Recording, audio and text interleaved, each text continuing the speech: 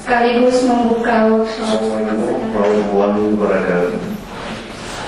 Alhamdulillah kepada Allah Subhanahu wa taala, salawat dan salam kepada dua alam Rasulullah sallallahu alaihi wasallam.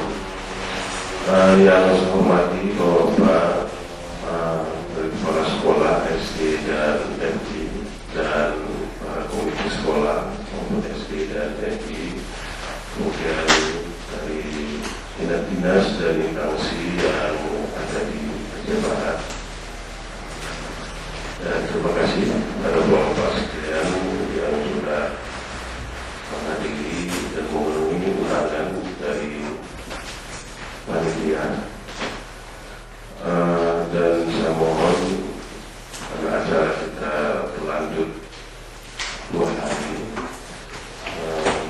ini, saya mohon kalau ada HP untuk jangan dimatikan. Nanti ada komunikasi dari desa atau di mana di sekolah, tetapi dikecilkan suara sedikit, digetarkan aja supaya tahu.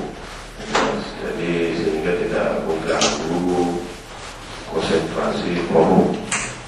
Dan jangan dimatikan, tapi dikecilkan suaranya.